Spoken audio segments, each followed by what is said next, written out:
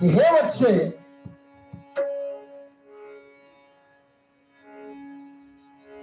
तुझा पती विंध्याचल पर्वतावर पिशाच योनीमध्ये आहे आणि त्याला जर मुक्त करायचं असेल तर शिवपुराणाचं एक पारायण तुझ्या पतीला ऐकवायला लाव.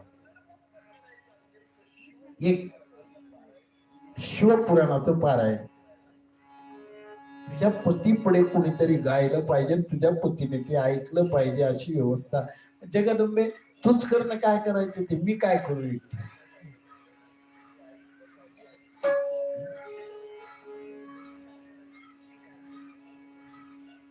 याप्रमाणे जगदंबेची अमृतमय वाणी ऐकल्यानंतर चंचूला आनंदली आणि तिनं सांगितलं काय हरकत नाही, मी व्यवस्था करते, काय हरकत नाही. पार्वतीने कुणाला बोलवलं? तुंबरू नावाचा पार्श्व, जसा नारद आहेत ना, नारद आणि तुंबरू, आपण कथेमध्ये ऐकतो नारद आणि तुंबर. आता नारदाची कथा आपल्याला माहिती आहे, नारद कोण आहे ते माहिती आहे, पण तुंबरू कोण आहे?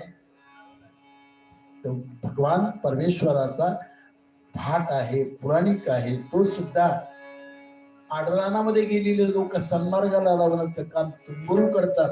मग त्या तुंबरूला पाचारण केलं. तुंबरू भगवान शिवाची पत्नी पार्वतीच्या समोर उभा राहिला आणि तो शिवभक्त होता.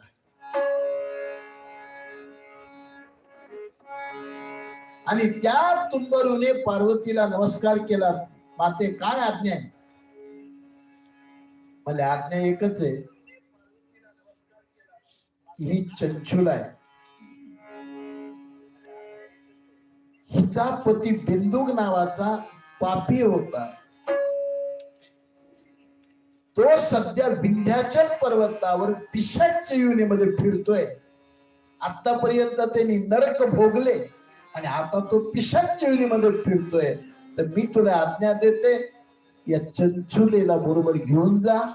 पुढे विंध्य पर्वतावर. आणि तिचा पती पिशाच रूपामध्ये वावरतो. ही चंचुला त्याला ओळखेल आणि त्याच्या समोर तो शिवपुराणाचं प्रवचन कर. पार्वतीची आज्ञा आहे ती.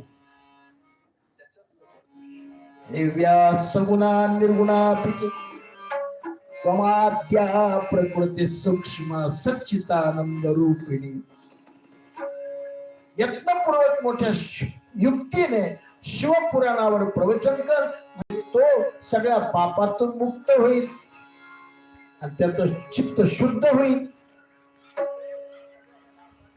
आणि याप्रमाणे महेश्वरी उमादेवीची आज्ञा झाल्यानंतर गंधर्व असणारा जो तुंबरू, या तुंबरूने आनंदामध्ये त्या साध्वी असणारी चंचुला तिला बरोबर घेतलं. विमानामध्ये बसून विंध्याचल पर्वतावर आली. कोण? चंचुला. बघा किती कमाल आहे. शिवपुराण ऐकलं म्हणून कैलासात गेली विमानातच. आणि आपल्या पतीचा उद्धार करण्याकरता तुंबरू बरोबर ती विमानातच विंध्याचल पर्वतावर आली. महान सती म्हणावं तिला. त्वरेने विंध्याचल पर्वतावर आलं आणि त्या ठिकाणी आपल्या पतीचा शोध घेऊ लागले. तर अनेक पिशाच्चे होते, नेमकं कोणतं आहे काय माहिती.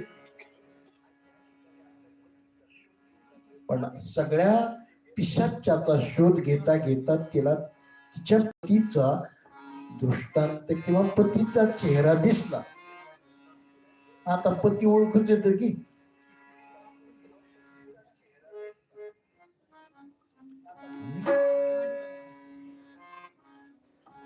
लक्षण, रूप, चेहरा, सगळ्या गोष्टी तिच्या लक्षात जेथे होत्या.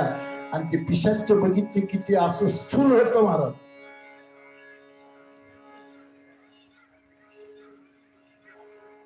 ते कधी हसू लागलं, कधी रडू लागलं, कधी उड्या मारू लागलं. अकरा विकरा भूतच किती. गंधर्व राजाने पार्वत आपला चंचू